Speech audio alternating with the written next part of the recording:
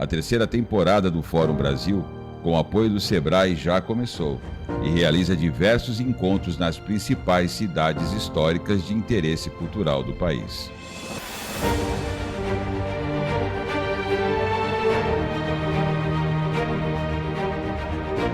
Com o apoio do Governo do Estado, da Prefeitura e da Câmara Municipal, está realizando a Agenda Cidadã para a promoção do turismo histórico-cultural no centro de São Paulo.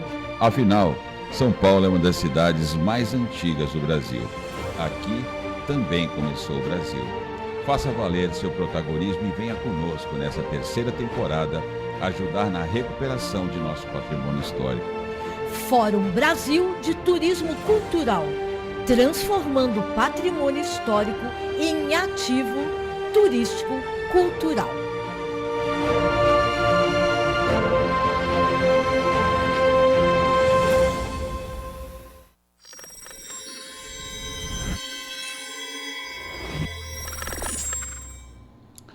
Olá, amigos, estamos de volta para mais um Protagonismo Regional em Debate, transmitido todas as segundas-feiras pelos canais do Protagonismo Cidadão. Nessa semana nós vamos tratar do painel de governança local, para falar de um tema que é muito relativo ao próprio título do painel e ao momento que o Brasil vive hoje, que é o momento de eleições.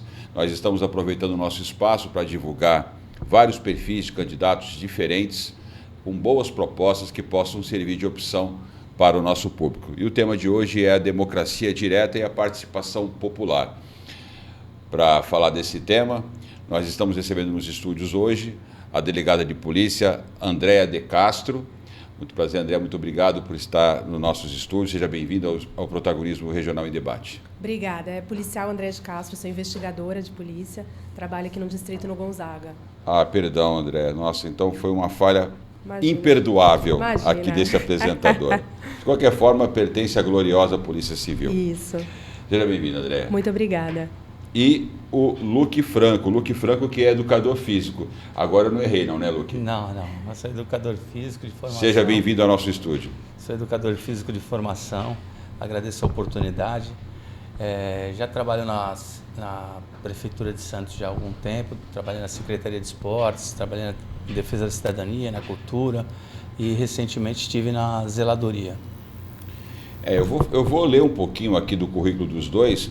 Eu fui meio que traído pela minha memória. Nós estávamos falando da delegada Raquel Galinatti, acho que aí ficou o delegado na minha cabeça, mas sem problema. A Andréa de Castro, que é policial civil aqui no estado de São Paulo, há 14 anos, formada em Direito, com especialização em Inteligência Criminal pelo FBI nos Estados Unidos. Ela também trabalhou na Delegacia da Mulher em diversos casos de repercussão e viu de perto a necessidade de leis mais rígidas para a defesa da mulher em face à violência doméstica.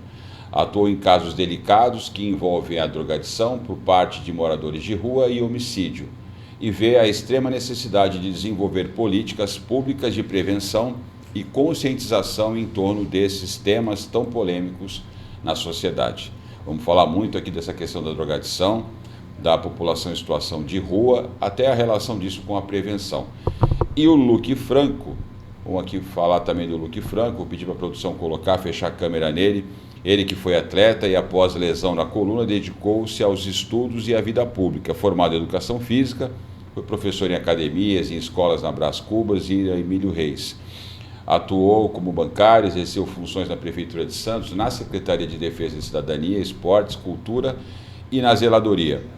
Também teve a oportunidade de assumir como suplente em algumas ocasiões, deixando aquele gosto que é possível fazer mais. Luque reúne conhecimentos e experiência e desenvolve projetos esportivos e culturais que visam a oportunidade a pessoas e tem um olhar à proteção animal. Ok? Falei certinho? Falei certinho, Andréa? Perfeito. Então, vamos lá. Bom, o tema é cidadania, né? Participação direta. Primeiro eu queria que vocês falassem um pouco, começando pela Andréa, a tua impressão sobre essa chamada democracia direta. A democracia é um assunto que está muito em voga hoje em dia, né? Parece que a democracia está sendo tão defendida que até está até doente de tanta defesa da democracia. A gente fala muito em democracia, né? E acho que está acontecendo um questionamento hoje Será que nós estamos vivendo essa democracia mesmo? Será que a gente está com liberdade de escolha mesmo? A gente vê muitos candidatos, às vezes, tendo direitos políticos cassados. A gente vê uma situação no Brasil um pouco diferente, né? A gente viu agora na Venezuela a situação de um candidato que a gente não sabe se ganhou, se não ganhou. Então, acho que a gente tem que pensar muito o que a gente quer para o nosso país, como que a gente vai viver essa democracia de verdade. Será que as pessoas têm noção do que significa a palavra democracia? Acho que quando a gente pergunta, muita gente fala, não, vem de demo, governo do povo e tal, mas será que as pessoas conseguem realmente concatenar essa ideia e entender como que isso nasceu e como se desenvolveu até hoje? Por que algumas pessoas entendem, como o André acabou de falar agora, que a democracia está, de certa forma, abalada? Eu também entendo como ela, sim, mas vejo que, de certa forma, foi o que você falou, né? As pessoas estão confundindo um pouco as coisas, levando para um lado ou para o outro, né? A democracia, que na verdade seria um direito e um respeito a todas as classes, todos os pensamentos, e a gente vê que, olha, se você não está com A, você pensa de um jeito, você está com B, você é outra pessoa, não sei, para não dizer palavras aqui, mas essa polarização, né, que a gente vê hoje no nosso país, eu acho que ela traz boas discussões, mas às vezes você vê umas discussões que não tem muito contexto, né? Quando a gente fala de política, eu gosto de discutir política e não político, né? Quando a gente fala na democracia, eu acho que a gente tem que respeitar todos os pensamentos das pessoas, e aí sim a gente está falando em democracia. O Luque falou agora que ele gosta de discutir política e não os políticos. A gente pode perceber que a política ela é uma pauta muito mais, digamos assim, muito mais comum no cotidiano hoje. Quase todo mundo fala de política. Eu concordo com essa visão, as pessoas estão um pouco saturadas de falar como o político tradicional, mas elas têm interesse, os canais que tratam de política são canais hoje nas redes sociais muito fortes, né, que têm muita influência, que tem despertado bastante curiosidade das pessoas. Muita gente vivendo disso, inclusive, né, falando de política. Então, acho que a gente está num momento diferente. Com essa descentralização da comunicação, a gente tinha antes o monopólio dos canais tradicionais de TV aberta ou TV fechada, e hoje todo mundo, através do celular, tem, ou através do notebook, acesso à informação chamada descentralizada, para quem é libertário gosta muito desse tipo de assunto. De certa forma, isso tem dois lados, né? Um lado te dá mais informação, por outro lado também gera um risco de informação desencontrada, caótica. Você tem muita fake news aí, né? Também. O Twitter, o antigo Twitter, atual X, criou uma ferramenta chamada Notas da Sociedade para mitigar esse risco. Para que caminho que a gente está indo? A gente está conseguindo administrar isso ou você acha que a gente está muito longe de conseguir um ponto de equilíbrio? Eu acho que a gente está num caminho complicado, assim, porque quem dita qual é o ponto de equilíbrio? Quem determina se aquilo é uma informação falsa ou não? Então, acho que a gente precisa pensar um pouco como é que vai ser feito esse freio. Então, uma informação ela é postada numa rede social. Quem vai resolver se aquilo é verdade ou não? Então, assim, a gente censura logo de cara ou a gente dá um espaço para aquela essa informação que talvez não seja real, ela repercuta? A gente sabe que a internet as coisas vão muito rápido. Então, acho que isso é uma coisa que a gente precisa pensar. Nós vamos frear algum tipo de informação que não é verdadeira. Como vai ser feito isso? Quem decide isso? Então, acho que isso que a gente tem que pensar em como vai ser feito. Mas você acha que é possível que a gente possa eleger alguém responsável para esse controle? Não. Então, é isso que me preocupa. É isso que me preocupa. A gente tem que lutar sempre pelo direito de que a pessoa fale aquilo que ela pensa. E ela vai responder nos excessos dela. Mas proibir de falar, eu acho muito complicado. Certo. O que você acha disso, Luque? Eu compactuo com o que ela pensa. É muito difícil você ter um mediador, ser um mediador. Ter o Ministério da Verdade. Exato, ter o Ministério da Verdade. O que é verdade para você, às vezes, não é para mim. Então, é difícil a gente colocar em pauta isso e para que lado que vai isso, né? Como que eu falei, as pessoas que gostam de A ou gostam de B, então ela pode ser mais tendenciosa ou não. Então, a gente tem que ter um olhar bem criterioso para isso, e eu acho que, na minha visão, eu penso que tudo é educação. As pessoas têm que buscar as bases do conhecimento para saber se aquilo é ou não é, mas que fique a cargo das pessoas mesmo, definir o que é bom para ela ou não. Mas é aquilo que a gente vê, né? Esse lacrou ou então cancelou aquela pessoa. Hoje em dia você vê com essa abertura de espaço, né, das mídias, e você dá um estalo aqui, já aparece em qualquer lugar do mundo. Então esse desenvolvimento é muito grande hoje em termos de mídia. E a gente tem que tomar cuidado com o que a gente faz, e às vezes uma informação incorreta, ela pode colocar a pessoa muito lá em cima, ou ela pode cancelar a pessoa por uma desinformação, uma coisa que foi errada, e a pessoa às vezes está lá em cima ou às vezes pode ir lá para baixo. Então é muito perigoso isso. Quando a gente entra nesse assunto de liberdade de expressão, enfim, de controles, eu sempre me lembro eu acho que foi o segundo Batman da trilogia do Christopher Nolan. No final, que para ele poder pegar o Coringa, o Nolan nesse filme, no segundo filme, ele abordou muito essa questão das sombras e das trevas e das luzes dentro do ser humano, né? O ser humano é aquela figura que mescla luz e sombra, né? E o Coringa representava isso, e o Batman mostra essa face sombria também. E no final, ele com o Fox, que era interpretado pelo Morgan Freeman, ele fala que ia usar uma tecnologia que na época era uma inovação. Isso aí estamos falando de 15 anos atrás, pouco menos, 12 anos atrás. Era uma tecnologia que permitiria que o Batman pudesse monitorar todos os cidadãos de Gotham City. Sim. E só por causa disso o Fox falou, essa ferramenta é perigosa. Sim. Ele falou, mas é por uma boa causa. E aí ele falou para o Batman, mas quem é que decide isso? Ele falou, eu vou fazer, mas considere a minha demissão. Então, muito antes da gente estar discutindo tudo isso, lá mais de uma década atrás, ele já lançava essa questão no filme de ficção, né? Quem decide isso? Isso é muito perigoso. E o Batman falou, não, mas a gente tem um Batman hoje, né? Que acha que ele... Pelo menos ele acha que é o Batman, né? Que ele pode fazer qualquer coisa. A gente tem outros de capa hoje em dia que acham que podem fazer essa... Exatamente, só não usa máscara, mas tem capa também. Ou várias máscaras, né? Cuidado, né? Tem que tomar cuidado. A gente tem que tomar cuidado com o que fala. Meu programa é muito pequeno. A pesquisa revelou isso. E tem tudo a ver com o tema democracia direta. Quando a Foice de São Paulo, desculpa, a Folha de São Paulo, quando ela fala que a maioria das pessoas numa pesquisa tem receio do que vai falar, eu tenho medo hoje do que eu falo. Isso é sintomático. Né? Eu tenho cuidado hoje com o que eu falo. Vocês são mais jovens do que eu, vocês não viveram. Eu vivi uma época que todo programa tirava sarro de político. A novela tirava sarro de político. Exato. Acabou o programa de humor. Por quê? Você vai fazer humor com o quê? Você não pode tirar sarro de ninguém, de nada. Tudo é... politicamente incorreto. Então, né? Eu fui zoado a vida inteira, porque eu era muito alto, magrelo, né, beijo panqueca, tinha tudo que era apelido que você imagina. Hoje eu seria campeão de ação. Sim. De bullying, né? Mas enfim, isso também está abalando a democracia, não está? Claro que sim, porque a gente tem receio de falar o que pensa, a gente tem receio, assim, eu falo o que eu penso num grupo pequeno de amigos, mas as pessoas que poderiam dar voz, que têm importância nas redes sociais, na televisão, elas têm que ter cuidado com o que elas falam. E dependendo da área da pessoa, ela prefere nem se envolver em política. Você pega um cantor importante, ele tem que ter cuidado, porque ele pode ser cancelado. Isso acaba virando para ele cancelamento de vários contratos, uma perda financeira muito grande. Então as pessoas acabam preferindo não se envolver, com medo das consequências.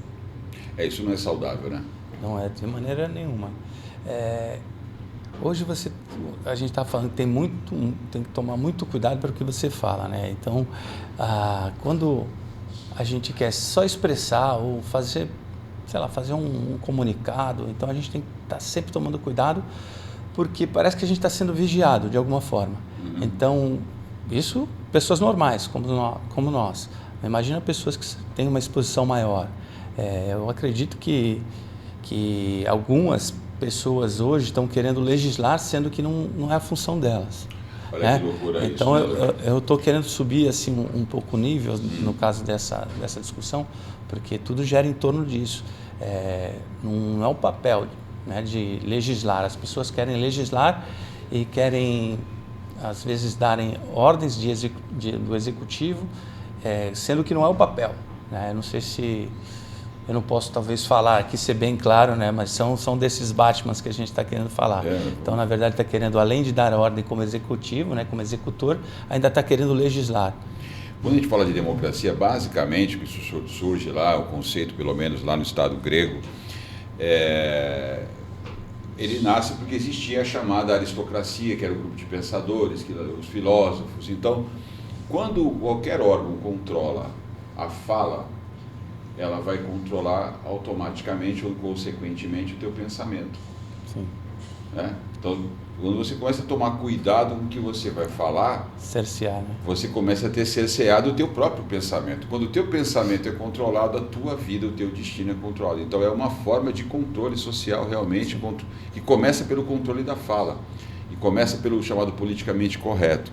Então essa questão da democracia direta e do ativismo social ou da relação das pessoas com a democracia, ela está ligada diretamente às ideias que nós temos e às possibilidades de nós debatermos as ideias com as pessoas, né?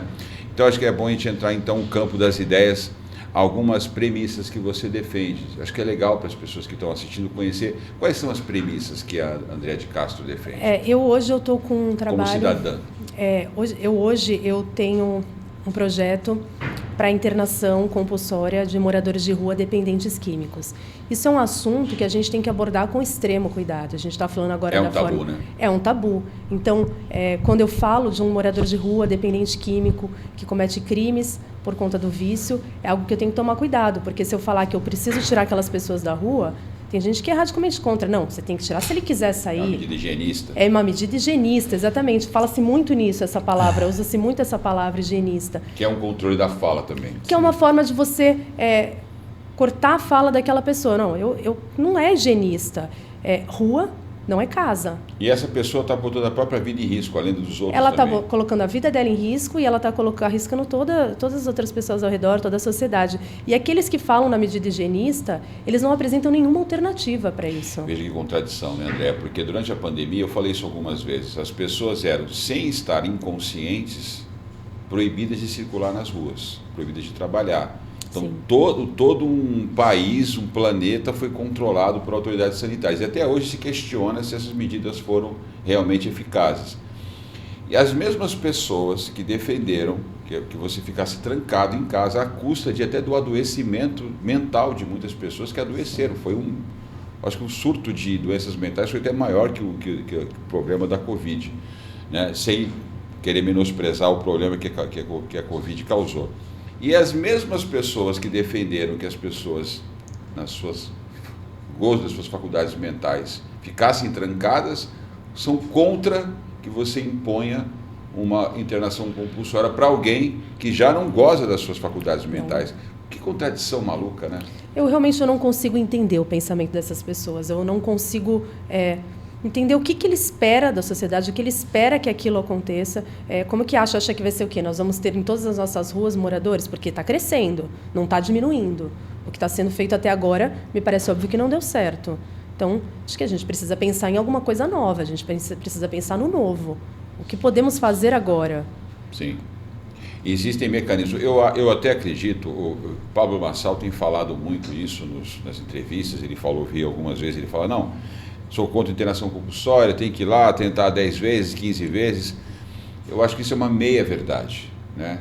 Eu concordo de que realmente a técnica para você convencer alguém a sair da rua é na insistência. Existem realmente estratégias exitosas que você consegue visitar o local muitas vezes e convencer essa pessoa, só que ele esquece ou não sabe, ou não quer saber, ou finge que não sabe, sei lá, que tem gente que está num estágio de deterioração tamanho, o quadro psiquiátrico, essa pessoa tem surtos psicóticos, está num quadro esquizofrênico, essa pessoa não vai sair por conta própria, o caminho dela é a morte. Exato. Ou você retira compulsoriamente, ou essa pessoa vai morrer se não matar alguém antes de se matar. Geralmente as pessoas que são contra é porque nunca viveram ou nunca nem passaram ao lado para viver ou um dia próximo daquilo. Eu já trabalhei, quando estava na zeladoria, fiz algumas ações, já tive isso muito próximo de mim e é muito difícil quando você quer colocar a pessoa, você quer internar a pessoa e a pessoa simplesmente ela não quer e ela sabe do direito dela. Então ela tá com aquele problema, você vê aquele teu ente querido ali, aquela pessoa querida, e a pessoa não quer. E aí você fala, o que eu posso fazer? Você fica de mãos atadas. Então, quando você está de fora e você está julgando ou pré-julgando, falando assim, esse aí tem que internar compulsoriamente, aquele ali não. Na verdade, não existe isso. Cada caso é um caso, né? E quando você tem um problema da pessoa não ter mais aquele poder já de pensar, na verdade ela só pensa naquilo que seria consumir droga e ficar o dia inteiro causando pequenos furtos ali. Então ela faz uma baderninha ali numa determinada região para consumir. É mais fácil você pegar e internar essa pessoa compulsoriamente, como ela falou. Infelizmente a gente não tem leis hoje que permitam fazer isso, mas é importante a gente debruçar nesse tema e forçar que eu digo, forçar a discussão para que nós possamos criar algum meio para poder colocar essa compulsão, essa internação compulsória. Eu tive um vídeo que eu publiquei ontem, acho que foi nas redes sociais, que é uma moradora de rua, dependente química. Ela cometeu dezenas de furtos aqui em Santos. Ela está toda semana nos sites principais aqui de Santos, Tribuna, Viver em Santos, por conta dos furtos, e o pessoal manda as imagens dos furtos que ela comete e sai publicado. E as pessoas comentam embaixo, olha, é a mesma que furtou o meu prédio, é a mesma que entrou na minha casa, é a mesma... E essa mulher, ela tem uma história de vida que é muito interessante. Ela foi internada contra a vontade dela, porque a irmã fez a internação, e ela ficou 10 anos limpa. Ela conseguiu permanecer por 10 anos limpa. Então, assim, a internação para ela deu certo. Ela foi presa antes de ontem, em flagrante novamente, e ela deu um depoimento que eu gravei, eu conversei com ela, e ela fala nesse depoimento, eu furto para manter o vício. Eu tento parar, mas eu não consigo. Então, assim, ela está dizendo que ela não consegue. Quando ela fala que ela não consegue, ela está pedindo ajuda. Ela está dizendo, eu não consigo. Então, é a hora que alguém tem que auxiliar. Exatamente. Seria a hora do Estado agir, né?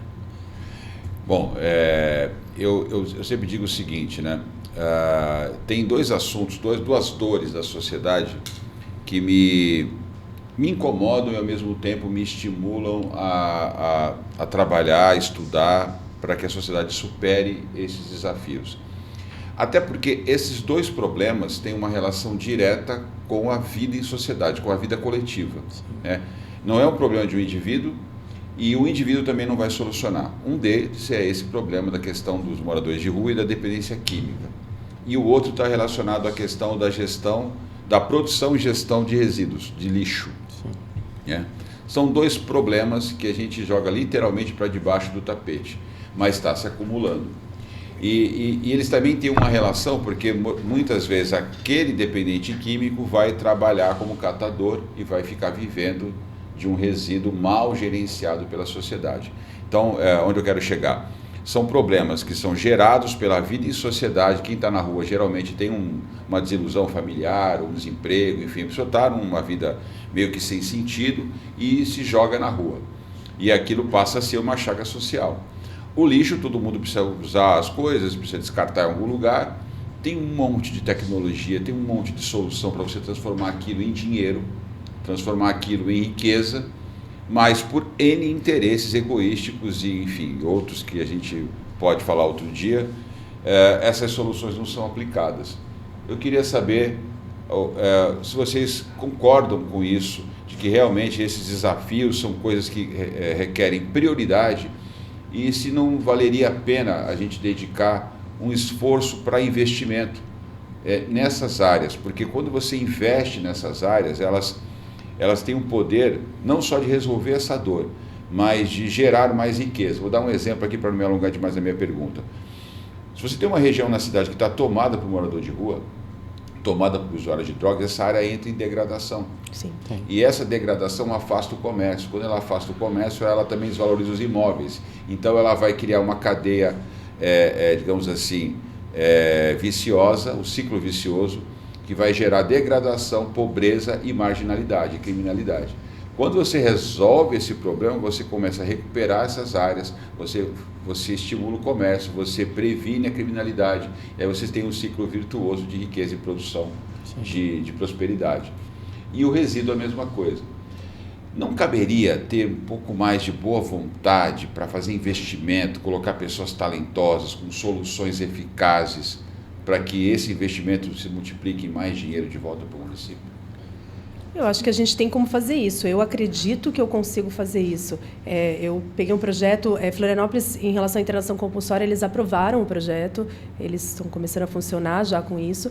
Eu acho que isso pode ser trazido para Santos de forma eficaz, mas a gente precisa de gente disposta a fazer isso, gente disposta a trabalhar e gente disposta a trabalhar ignorando essas críticas, ignorando a crítica da higienização, ignorando essas pessoas que não querem que nada dê certo, ignorando pessoas que parece que torcem para que as coisas não deem certo. E aí eu acho que se a gente consegue juntar um grupo, juntar pessoas dispostas a isso, a gente tem como melhorar muito as coisas. Tem que haver determinação, né? É engraçado, né? Isso aí, o que ela está falando. Na verdade, assim, uma vez eu fiz um vídeo, um projeto ali para dar... Quando você falou agora, formulando a pergunta, eu pensei ali no José Menino, né? Que do José Menino tem o lado lá que é para São Vicente e o lado aqui para Santos. E também, tudo isso que você falou esbarra ali no bairro do Marapé. Uma vez eu fiz um vídeo lá e falei que poderia colocar ali, atravessar os carros ali, porque o lapso temporal ali de um VLT para o outro, de uma composição para outra, às vezes é de 5 minutos, 15 minutos. Então, é possível você fazer um semáforo e passar carros ali para tirar os moradores de rua. No vídeo que eu fiz, veio uma munícipe e questionou, para onde que você vai levar eles? Você vai tirar eles daí, mas vai levar eles para onde? Na verdade, eu falei, eu estou dando uma mobilidade, o poder público está atuando num lugar, vai atuar num lugar que fatalmente eles vão sair dali, eles vão procurar outro lugar. Agora, para onde eles vão, eu não tinha essa solução.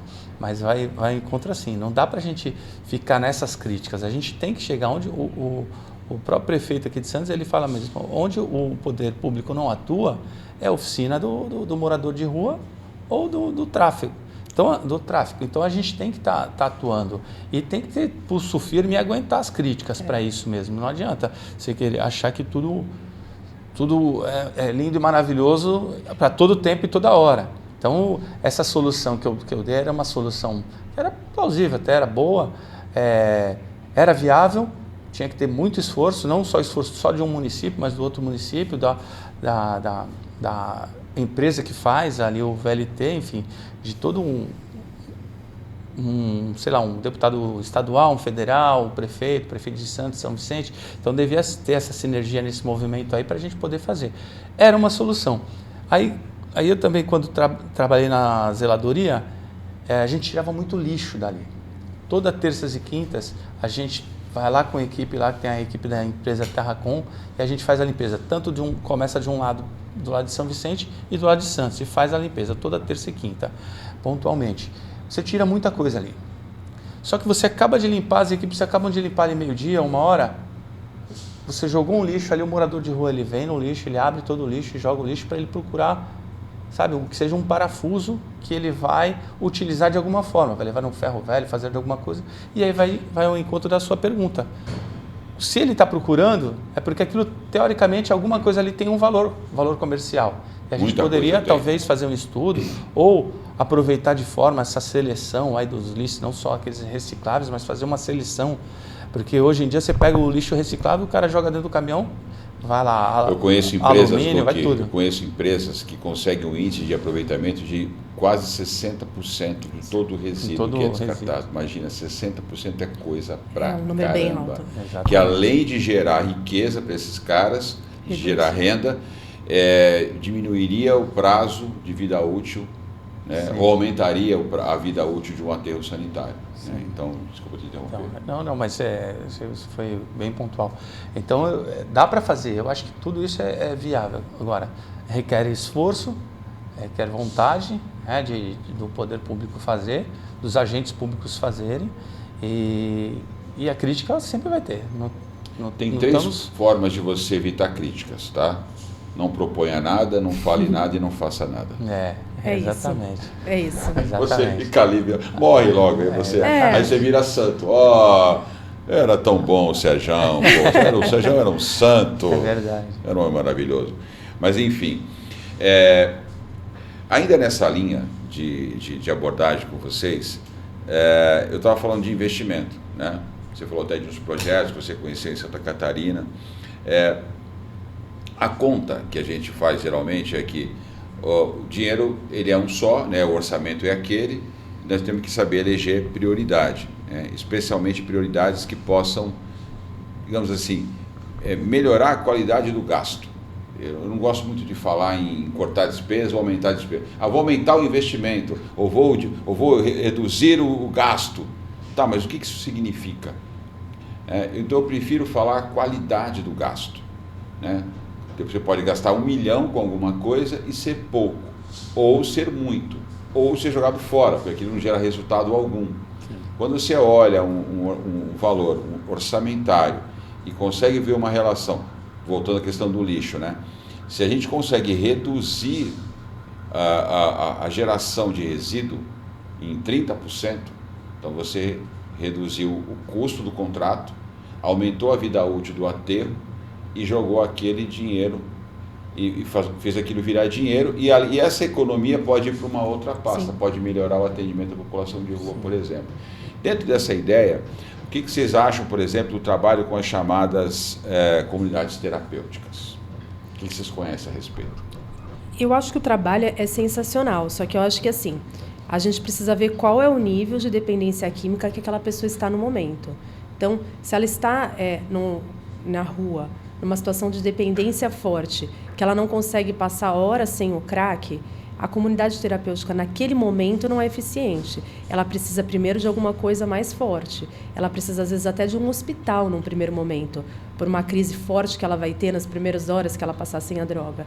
E aí, depois que ela conseguir melhorar, a comunidade terapêutica vai ajudar muito. Porque a gente não tem que pensar só em colocar aquelas pessoas todas internadas e amontoar num espaço. A gente tem que preparar essas pessoas para o retorno delas à sociedade. E aí é onde entra a comunidade terapêutica. Porque se você não preparar, você vai jogar ela de volta na rua, ela vai sair pelaquela porta e na esquina ela já vai procurar um ponto de droga para se drogar de novo. Exatamente. Até porque tem elas vão sofrer da abstinência, né? E geralmente essas comunidades terapêuticas, elas tratam com remédios nos primeiros momentos, né? E na verdade, se a gente falou de droga, a pessoa vai ficar dependente de outra droga, né? Que seriam esses remédios. Eu sei porque tive algumas pessoas que eu passei por isso, que eu acompanhei, né? Sim. Então a pessoa passa a viver com uma outra droga, né? E depois aí ela acha que tô bem, começa a achar que está bem, e daí ela para com aquilo, e aí daí vem a abstinência. Aí o que ela vai procurar? O que dá mais prazeroso. É basicamente o que ela acabou de falar. É bem complicado. Essas comunidades terapêuticas, eu acredito que, lógico, todo mundo tem uma boa intenção e tal, mas a gente tem que estudar bem. Tem muitos casos de depressão envolvidos, então, e a depressão é uma doença que todo mundo fala que a depressão é uma doença que vem da alma, né? Que até os especialistas não sabem tratar, na verdade, porque cada caso é um caso. E é muito, muito perigoso, porque você vê muitas pessoas que usam droga, que caem nessa crise da abstinência, que caem nessas crises de entrar numa outra droga, que eu digo que são os remédios, e depois quando a pessoa ela sai com um quadro depressivo, e isso leva a pessoa a cometer suicídio, coisas desse tipo. Então eu acho que tem que ser ser bem estudado e um trabalho bem minucioso ali, e assim, multidisciplinar. Não é só com remédio, acho que são várias... Inclusive esporte, você como educador físico sabe que o esporte é fundamental. E ocupa a mente. Né? Sim, eu fiz já 3 programas sobre esse tema, trouxe aqui, participou 2 vezes um gestor de comunidade terapêutica, conheço o trabalho dele, o Márcio, lá de Itapecerica da Serra, e é um trabalho fantástico, esse nível que você falou, um trabalho multidisciplinar. Lá eles têm, desde o período onde a pessoa entra ainda na fase aguda. Na fase aguda, com o uso de substância medicamentosa, para que essa pessoa possa ter um controle da abstinência até que ela vai sendo desmamada. Sim. E consiga ir retornando aí depois de pelo menos 6 meses para a vida em sociedade. E eu, acompanhando esse trabalho dele, vi o quanto a gente poderia fazer investimento, tanto do setor público quanto do setor privado. E aí a minha observação é que nós, como sociedade, deveríamos acordar para isso e entender que essa digamos assim, é uma praga dessa sociedade do século XXI. Sim. A gente está produzindo isso como sociedade, por isso que eu fiz essa comparação da dependência química em moradores de rua e a questão do resíduo. A sociedade moderna está produzindo isso. A nossa vida acelerada, a nossa vida conectada, a nossa vida do fast food, a nossa vida do streaming, né? As famílias menores, então a gente está fragmentando a sociedade. Eu vi aqui você falando dos teus filhos nos bastidores do programa, e eu passei por isso, sou pai, sei como é que é isso, e tenho esse olhar meio conservador sobre o quanto as famílias são importantes para ser esse colchão da sociedade. E aí quando você tem uma sociedade toda fragmentada, onde as pessoas estão sozinhas, né, estão sem essa base, a tendência é que a gente continue produzindo cada vez mais uma sociedade doente. Sim. Né? Então, queria que vocês falassem disso. O papel da sociedade nesse aspecto. Acho que a sociedade deveria eleger isso como prioridade, como gasto público, mas não só como gasto público. Eu não quero terceirizar o problema, mas haver, dentro até do nosso tema aqui, uma participação mais direta das igrejas, das escolas, das famílias, por isso que eu falei de comunidades terapêuticas. É uma interação. Se a gente pensar assim que a instituição mais antiga que nós temos no mundo é a família. É a instituição mais antiga, claro. E ela está cada vez se deteriorando mais. Mas aí vai todo ao encontro que é a família se deteriorando, e aí você vê lá os pais, às vezes muito ocupados pela vida do cotidiano hoje ser muito corrido, aí elas largam, de certa forma, largam, mas deixam as crianças nas escolas, e aí muitas famílias não dão essa atenção, acham que lá ela tem que ter educação, na verdade aquela educação tem que vir... O depoimento que ela deu agora nos bastidores foi muito claro. Eu estava trabalhando numa aula, estava tudo bem com a minha filha, só que eu larguei tudo e fui acolher, porque esse é o nosso papel de pais, né? Exato. Foi exatamente isso. Eu estava trabalhando, eu estava ocupada, eu estava dando um curso, e a escola me ligou para dizer que ela havia caído e batido a cabeça. Estava tudo bem, aparentemente, com ela, mas ela precisava o quê? Ela precisava me ver. Sim. E eu larguei tudo, por quê? Porque o mais importante são os meus filhos, a minha família. Então, eu larguei tudo e fui até lá. Ela me viu, me abraçou, eu perguntei, você quer ir embora? Ela falou, não, quero continuar na aula. E aí ela continua, ela tem 7 anos. Você transmitiu essa segurança que a criança mas ela precisava disso, dessa segurança de saber que na hora que ela precisa... Eu vou estar lá, está presente. E eu vou largar tudo para ir. Exatamente. Essa força que ela está mostrando da família, que às vezes você vê se perdendo em muitos casos, né? Hoje em dia, é isso que eu estava querendo falar. Que você perde isso, então você está perdendo a família, que é a mais antiga. Como referência. Exatamente. Aí você vem lá, pouca inserção na igreja, as pessoas não dão tanta... vamos na igreja, por causa que aí os streams, todo o cotidiano da criança que já vem nessa formação. Então, tudo é um círculo vicioso que está se formando nessas novas gerações, que, se a gente for ver bem, eu tive a oportunidade de estar em outros países agora, recentemente, e você vê que não é os moradores de rua aqui, eles ainda são tranquilos, nos outros eles ainda estão meio, parece que estão até sem cérebro, desculpa assim falar, porque eles estão com drogas muito pesadas, aquela K9, Oxy, essas drogas muito pesadas, e você vê uns caras passando em cima de carro, sabe, umas coisas assim que aqui você ainda não vê. Não, a gente são ainda zumbis, não vê isso. São pessoas que não têm mais condição nenhuma. Eu lembro de um amigo meu, faleceu até, que era um policial, ele falava para mim assim, há muitos anos atrás, ele falava assim, você lembra daquele filme, A Volta dos Mortos-Vivos? E eu era bem mais nova que ele. E aí, são essas pessoas, é a volta dos mortos-vivos. Você vê zumbis sem nenhuma consciência mais, andando pelas ruas procurando um parafuso, um lixo, qualquer coisa para trocar, para consumir mais droga. E se a gente não acordar, e é engraçado que é algo tão simples, né? Vamos combinar.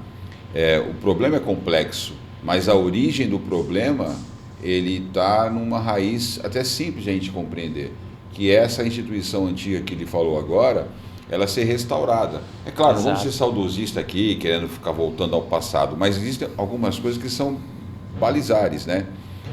Que são a estrutura de uma sociedade. O ser humano é um animal social. Sim. Né? E dos animais da natureza, dos mamíferos, talvez o ser humano seja o único que não sobrevive no primeiro ano de vida se não for cuidado pelos pais. Exato. Né? Ele, literalmente, ele morre, ele não sobrevive. Ele precisa do cuidado da mãe e da proteção do pai. E algo tão básico a gente está perdendo. Né? Ao ponto de você ver a mãe, não, eu não quero ter filho. E é muito comum, vamos sair aqui na rua, quantos filhos você tem? Eu tenho um, eu tenho, sei lá, não tenho nenhum, eu não quero ter nenhum, um tá bom. Ou enquanto o pessoal do número fala, não, cara, tenha mais filho, é bom, depois você vai ficando mais velho. Eu não programei os meus filhos, né, foram nascendo, né? E hoje eu penso, caramba, né, se eu não tivesse, a vida não tivesse me entregado, minha vida seria sem filho nenhum. Eu olho assim, eu acho estranho. E estou entrando nesse assunto aqui, porque eu acho importante para quem está acompanhando a gente aqui, porque a gente está insistindo na ideia de que alguns problemas são simplesmente do governo. Exato. Os representantes que estão na Câmara, aqui nós estamos com dois candidatos já à Câmara, não vão resolver os problemas da sociedade se nós, como sociedade, não entendermos a importância da nossa participação. Eles trazem ideias, trazem a sua disposição de emprestar o seu tempo para o mandato, as suas propostas, a disposição de lutar, mas esse ativismo do cidadão é fundamental, não é verdade, André? Eu recebi um vídeo, eu confesso que eu não conferi os dados para saber se são verdadeiros, de um candidato até a vereador de Santos, onde ele fala que mais de 70% das pessoas que foram votar na última eleição, não estou falando dos ausentes, elas não votaram para vereador. Então, assim, é um número muito alto. Então, muita gente não tem candidato, não se interessa, não faz ideia do que está fazendo, ou vota naquela pessoa porque é um artista conhecido, vota naquela pessoa porque... Ou porque a mulher mandou, porque o marido mandou, porque é amigo do irmão. E não analisa minimamente quem são aquelas pessoas. Nós temos mais de 300 candidatos hoje. Sim, nós temos pessoas com todos os perfis. Então, vote em alguém, procure alguém que tenha um perfil dentro daquilo que você busca, que traga ideias dentro daquilo que você procura, mas vote em alguém, escolha alguém para te representar, porque essa pessoa vai estar batalhando lá para a cidade que você mora, para a cidade que você vive. Eu quero uma cidade legal, eu quero morar num lugar bom, é onde eu gosto de viver, eu nasci em Santos, cresci em Santos, é a cidade que está minha família, meus filhos, e eu quero um lugar bom para eles. Então, eu acho importante as pessoas se inteirarem um pouco, pelo menos, e escolherem, sim, seus candidatos. Mas eu até acho que está melhorando, viu? Nesse ponto, eu tenho um certo otimismo. Acho que a gente regrediu em algumas coisas, evoluiu em outras. Talvez seja a hora de começar a depurar mais. A política local é bem importante, né? Porque a gente mora na cidade, né? A gente tem o Estado, tem a União e tal, mas nós moramos na cidade, né? Somos santistas e acredito que todos aqui devem ser, como eu, bairristas, né? Eu sou caiçara, já gema. Então, eu também. Santista, bairrista, e o que eu vejo aí que o pessoal, muitas pessoas ainda, a gente vê, né, que não tem ainda candidato, enfim, a gente conversa e as pessoas não têm candidato. É bom as pessoas se inteirarem. A vida pregressa daquela pessoa, o que ela faz, o que ela fez, o que ela deixa de fazer, procurar não cair nas fake news e votar. Porque o representante, né, segundo a nossa Constituição, no artigo 2º, né, somos eleitos pelo sufrágio universal, que é o voto. Então, essa pessoa que você vai votar, ela vai estar te representando. Então, é importante que você saiba em que você votou. Tem gente que fala, poxa, eu nem sei quem votou na eleição passada. E não é que nem algumas pessoas falam para mim assim, depois eu vou te cobrar. Eu falo, pô, legal, cobrar é legal que você me cobre, mas eu quero que você também me traga ideia. Sim. Né? Porque não adianta se você falar, só vou te cobrar. Se você está cobrando é porque eu estou indo mal. Mas você tem uma ideia boa e você não me trouxe também. Entendeu? Então, às vezes, você vai guardar a sua ideia boa, se eu estiver como um representante seu lá, mas eu posso levar essa ideia adiante. A gente pode, é uma ideia que talvez eu não tenha tido. Então, não tenho, a minha cabeça não consegue pensar todas as ideias, né, as mirabolantes. E como o Sérgio falou, nós não vamos mudar o mundo, mas vamos tentar melhorar de acordo com o nosso pensamento, com a nossa filosofia, com uma margem assim, do que a gente pensa da nossa filosofia, da nossa ideologia, não é ou o cara vai fazer tudo.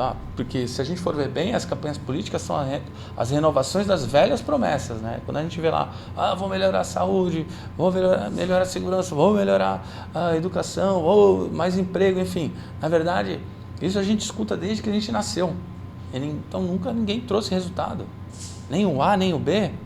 Não, a gente tem que melhorar. Os representantes que estão lá têm que fazer alguma coisa, têm que trabalhar em prol disso também. Eu acho, gostando ou não do Marçal, eu acho que o grande mérito dele na forma de se comunicar, eu vejo muita gente falar que ele é um ótimo comunicador, eu nem acho que é tão bom comunicador, eu acho que o mérito dele é conseguir, de uma certa forma, com eficiência, reproduzir o pensamento das pessoas.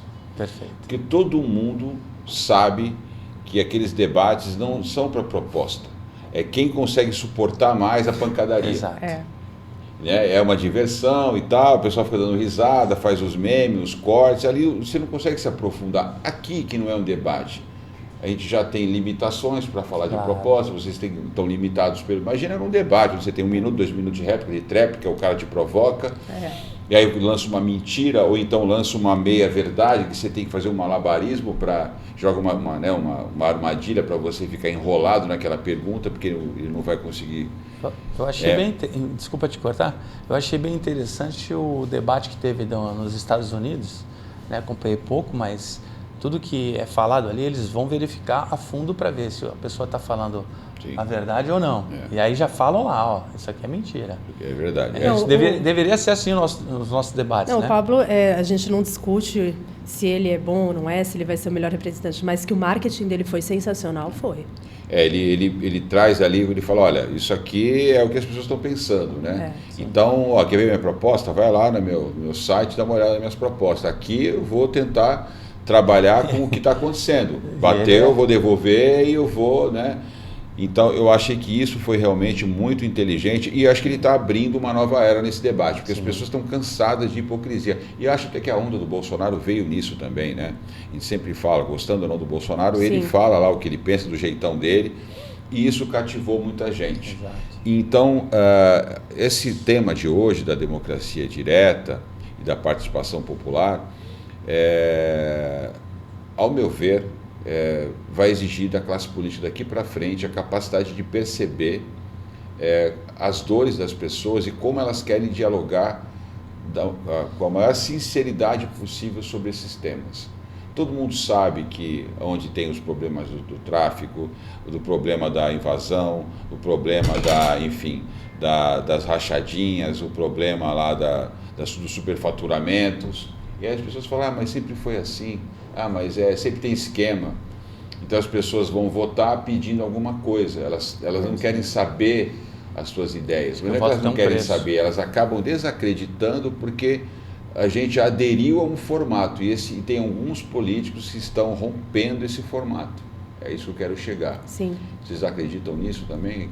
Nós estamos entrando nessa nova era, até com a comunicação descentralizada, que o político que não entender isso vai ficar para trás? Sim, você pega até o exemplo de São Paulo, que a gente está falando agora. O Pablo Marçal surgiu e ele já está empatado ali tecnicamente. Embolou com os outros dois. Com os outros dois. Então você pega ali políticos já de carreira, que estão lá há anos, e uma pessoa que surgiu, ele era coaching, né? E daí, de repente, ele está lá na briga, deixando todo mundo ali com medo. Ele está lutando contra a máquina federal, estadual e municipal. Ele teve as contas bloqueadas, e ainda assim ele é um fenômeno. Eu estive na Paulista, no 7 de setembro, e estavam vendendo os bonés do Pablo Marçal e vendia-se muito bem. Você foi na Paulista, sua fascista? Eu sua fui na branca, essa sou eu, você me descreveu agora.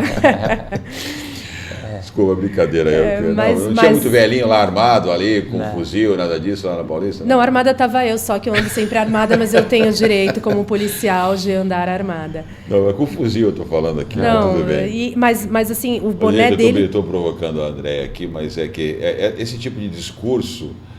parece até piada. Eu também fui na Paulista, fui outras vezes, quando eu vi nos jornais os caras falando que estavam lá os antidemocráticos, terroristas lá, era motivo até de dar risada, pelo amor de Deus. Mas é isso, assim, ele virou um fenômeno. E vão surgir outros nessa onda, que percebendo essa abertura, com um bom marketing, vão surgir vários outros. E os políticos antigos, da velha política, estão começando a se assustar com isso, né? Acho que as coisas mudaram, né? Ele é a época do Bolsonaro, né? Ele falava tudo que ele pensava, como você falou, mas o Pablo Marçal, eu acho que ele é muito mais polido, né?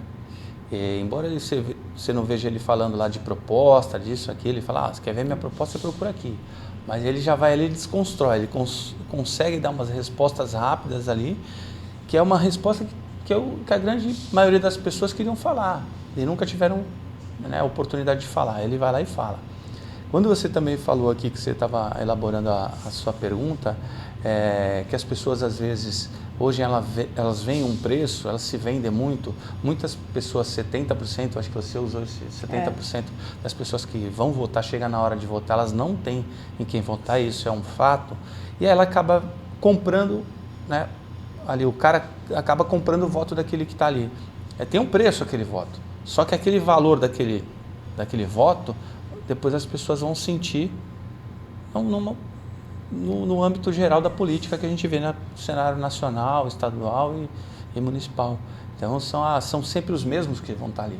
Porque são sempre aquelas castas que foram formadas. Quando não é o pai, é o filho. É de pai para filho, é uma coisa que vem passando. Então, você vem esses feudos que eles vêm construindo e o povo vem se vendendo. Muita gente se vende. Isso é ruim. Hoje ele tem um preço, mas na verdade ele tem um valor, o valor social disso. Qual o valor social? Aí você esbarra nas velhas promessas, que são saúde, educação, melhores empregos, e assim vai, segurança. Eu ouvi uma amiga minha falar, ela ligada à política, ela falou uma coisa que eu achei muito interessante, né? Pelo menos a forma como ela abordou numa reunião que eu estava participando. E ela falou o seguinte, até porque o fato dela ser negra, e ela não é dessa militância identitária, ela não se identifica com isso, ela fez a carreira dela como jornalista, enfim, não está nem aí para esse discurso identitário. Ela falou o seguinte, para essa pessoa é muitas vezes difícil você fazer ela entender que ela está dentro de um modelo mental que ela não consegue sair, porque para aquilo que você está mostrando para ela não existe. Ela não consegue identificar que existe outra alternativa, que o sistema foi constituído para que ela ficasse eternamente ali. Sim. Então, o modelo do vereador paternalista, que vai arrumar um emprego, jogo de camisa, vai arrumar, enfim, uma migalha... Até hoje a gente ainda tem o jogo de camisa, gente. Para o eleitor, o cara falar, caramba, será que as pessoas não poderiam ter autonomia para conseguir o próprio jogo de camisa? Precisa de um vereador para isso. Então, esse essa mediocridade toda que ainda cerca a política, mas muitas pessoas já estão meio saturadas disso, né? Eu acho tão triste quando a gente escuta isso, que a pessoa vota por um jogo de camisa. Eu escutei da boca de uma pessoa que não mora no município de Santos, aí perguntei em quem ia votar, ela falou assim, para mim tanto faz, eu vendo meu voto, porque qualquer um que estiver lá vai ser tudo igual mesmo. Então, assim, é tão triste que a pessoa pense assim, é tão triste que ela acredite que ela vai receber um valor para votar numa pessoa, porque ela não acredita em mais nada. E esses vereadores que estão lá, que deveriam estar trabalhando para aquilo que a gente falou agora, o nosso tema que a gente mais discutiu aqui, a questão da dependência química e do resíduo, só essas duas áreas poderiam melhorar muito a qualidade de vida na cidade, porque vai muito dinheiro nisso, vai muito desperdício nisso, né? Mas como não há compromisso com a sociedade, mas cada um com o seu próprio interesse, né, onde está lá, então a gente não consegue avançar muito. Mas enfim, achei que tinha bastante tempo, mas já estamos indo para o final. Vou deixar esse espaço aí nos finalmente para que vocês possam mandar uma mensagem aí para o público de vocês. Enfim, André, fique à vontade. Bom, eu sou policial civil, tenho experiência de 14 anos na área de segurança. Trabalhando na delegacia, eu vi várias das necessidades da nossa cidade, várias das necessidades da população, e por conta disso eu resolvi ser candidata a vereadora, porque eu acredito que eu posso levar toda essa experiência que eu tenho na área de segurança para a gente desenvolver projetos e melhorar a questão da segurança na cidade. Eu peço que olhem as minhas redes sociais. Partido Novo, né? Eu estou no Partido Novo, é um partido muito legal, nós temos representantes, é um partido que não está envolvido em nenhum caso de corrupção, é um partido que manda embora, expulsa aquele que estiver envolvido em alguma coisa. Então, eu tenho o presidente aqui, que é uma pessoa sensacional, é um cara que acredita na mudança. Então, eu peço para que olhem as minhas redes sociais, acompanhem e votem com consciência. Conheço esse cara sensacional que você falou, também é muito nosso amigo. Você está certa. Você, Luque. Eu gostaria de agradecer a oportunidade, né, de mais uma vez estar me expondo aí meus pensamentos, né, para as pessoas estarem me conhecendo. Eu sou um professor de educação física de formação, fui surfista profissional, sempre atleta, ou entusiasta, enfim, faço jiu-jitsu, ando de stand-up, surfo ainda, acho que isso daí eu vou morrer fazendo, ando de skate, enfim, esporte eu estou sempre ali.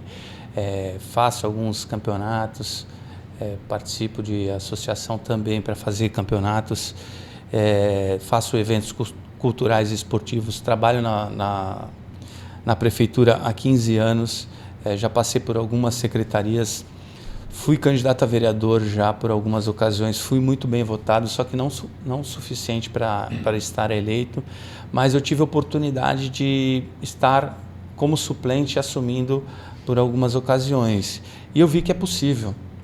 Esse discurso de que as pessoas falam para você, viu, André, de que se você entrar você vai ser mais do mesmo. Não, nunca é assim. Você vai ser mais do mesmo se você for lá e abaixar a cabeça. Se você vê os problemas da sua rua e não fazer nada. Se a pessoa como ela trabalha na Polícia Civil, se eu for roubado, eu não for lá fazer a denúncia. As pessoas têm que participar. Acho que quando a gente começou a falar aqui, as pessoas têm que ter essa participação. Então, quando eu estive lá, nas oportunidades que eu tive de estar lá, eu vi que é possível. Então, você entra lá, você é mais um. Só que no meio de 20, hoje a Câmara de Santos tem 21 vereadores, você seria o 21º. Sendo o 21º, você tem que expor as suas ideias, você tem que bater firme nas ideias e primeiro convencer seus pares, para depois levar as coisas adiante. É muito difícil isso? É muito difícil. Só que você tendo representatividade, pessoas que acreditam em você, que confiam em você, você sempre vai estar respaldado, porque você é um representante das pessoas que te dão a credibilidade de você estar lá. Então, eu peço também que votem com consciência, não vendam seu voto, porque isso tem um preço muito, muito caro para a própria sociedade que você vive. E acreditem na sua cidade, no seu governo, no municipal, no estadual e no federal. Vamos rezar para Deus que ilumine todos nós. Muito obrigado. Maravilha. Bom, estamos chegando no final do programa e eu quero agradecer mais uma vez a Andréa de Castro, policial civil. Isso aí, a produção coloca na Andréa. Muito obrigado, Andréa, pela sua participação. Para quem gostou das ideias da Andréa, é só procurar ela nas redes sociais. Andréa, quer deixar o teu número? Policial Andréa de Castro, meu Instagram, 30190, é o número para quem quiser votar, quem gostar das ideias. Maravilha. E o Luque?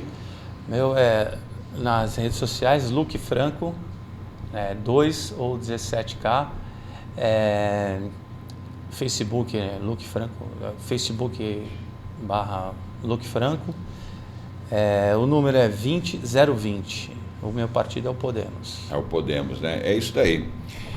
E obrigado a você que nos acompanhou em mais um Protagonismo Regional em Debate aqui nos canais do Protagonismo Cidadão. Espero que tenha gostado do nosso conteúdo. Se gostou, curta, compartilhe, mande para os seus amigos, porque você sabe que no Protagonismo Cidadão é assim, aqui o governo é você. Até a próxima semana.